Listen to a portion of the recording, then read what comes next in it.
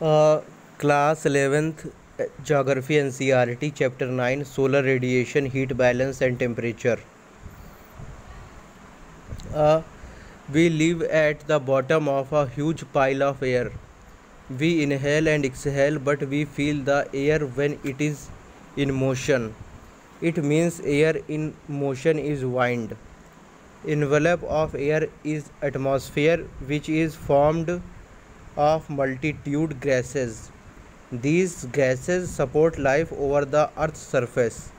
The Earth's surface receives most of its energy in short wavelengths. The annual insolation received by the Earth on 3rd January is slightly more than the amount received on 4th July. However, the effect of this variation in the solar output is masked by other factors like the distribution of land, sea, and the atmospheric circulation. Hence, this variation in the solar output does not have great effect on daily weather changes on the surface of the earth.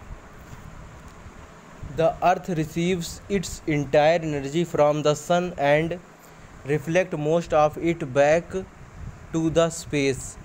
Therefore, we see that the earth neither remain cold nor hot for too long, and hence temperature at different place at the earth is different.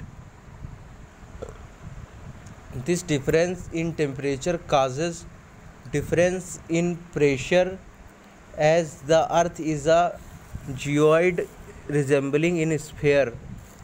As earth is a geoid resembling a sphere, the sun rays fall obliquely at the top of the atmosphere, and the earth intercepts a very small portion of the sun's energy. On an average, the earth receives 1.94 calories per square centimeter per minute at the top of its atmosphere.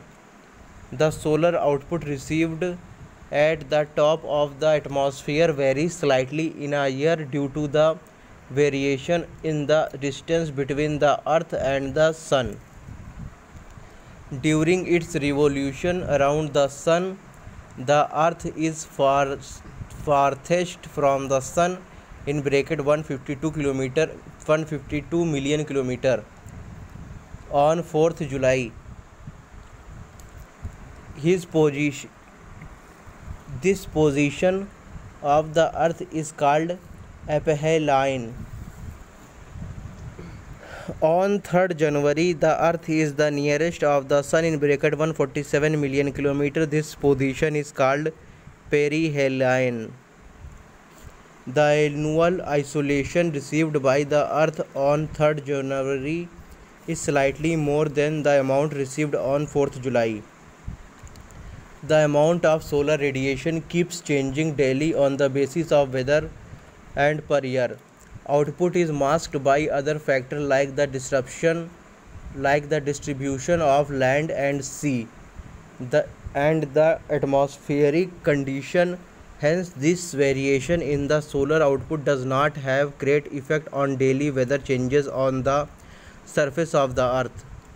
The earth's axis makes an angle of 6614 with the plane of its orbit round the sun has a greater influence on the amount of insolation received at different latitudes. The insolation received at the surface varies from about 320 watt per meter square in the tropics to about 70 watts per meter square in the poles. Maximum insolation is received over the subtropical desert, where the cloudiness is the least. Equator receives comparatively less insolation than the tropics. Generally at the same latitude, the insolation is more over the continent than over the oceans. In winter, the middle and higher latitudes receive less radiation than in summer. The Earth, after being heated by insolation, transmits the heat to the atmospheric layers near to the Earth in long wave form.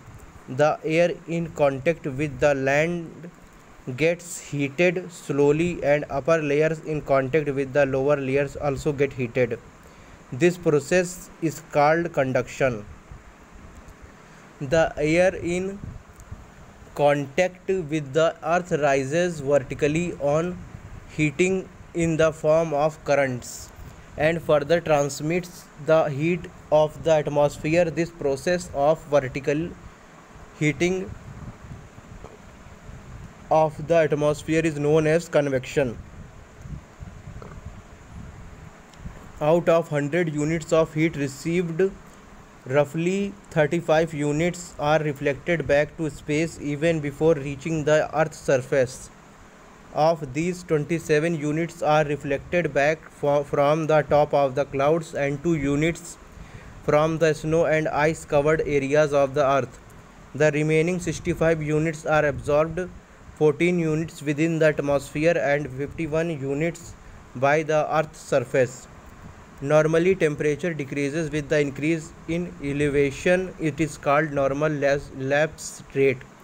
At times, the situation is reversed and normal lapse rate is inverted. It is called inversion of temperature. Inversion is usually of short duration but quite common nonetheless.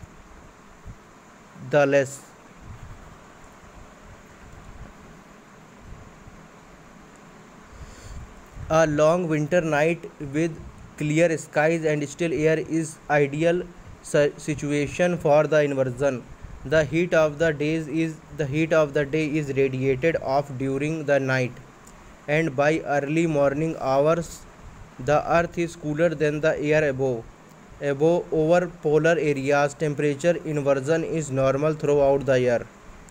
Surface inversion promotes stability in the lower layers of the atmosphere.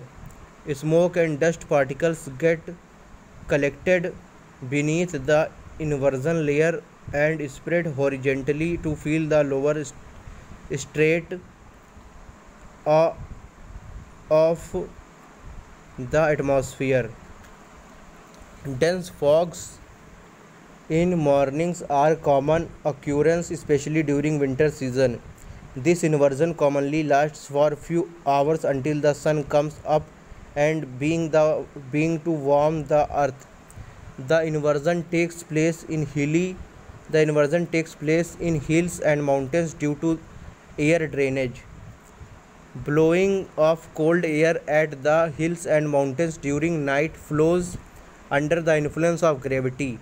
Being heavy and dense, the cold air acts almost like water and moves down the slope to pile up deeply in pocket and valley bottom with warm air above. Important terms: insolation. The energy received by earth is known as incoming solar radiation, which in short is termed as insolation. Second, aphelion. During its revolution around the sun, the earth is farthest from the sun in bracket 152 million kilometer on 4th July. This position of the earth is called aphelion. Next, perihelion. On 3rd January, the earth is nearest to the sun in bracket 147 million kilometer. This position is called perihelion. Next, terrestrial radiation. The insolation received by the earth is in short waves forms and heats up its surface. The earth, after being heated itself, becomes a radiating body and it radiates energy to the atmosphere in long wave form. This energy heats up the atmosphere from below. This process is known as terrestrial radiation. Next, conduction. The earth, after being heated by insolation, transmits the heat to the atmospheric layer near to the earth in long wave form.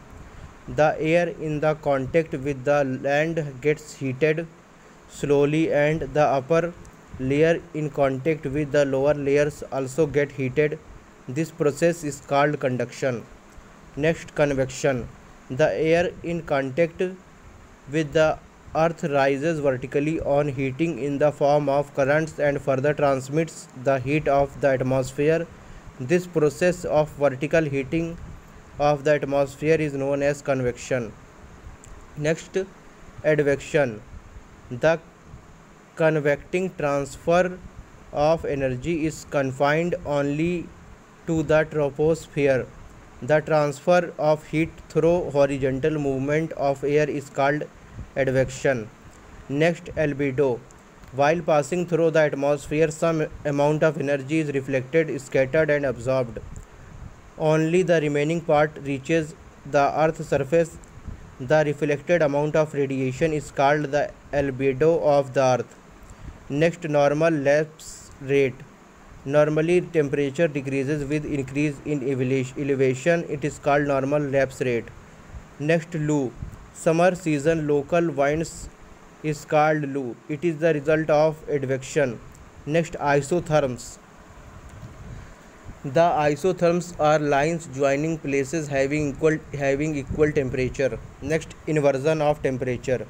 At times the situation is reversed and the normal lapse rate is inverted. It is called inversion of temperature. Next, air drainage.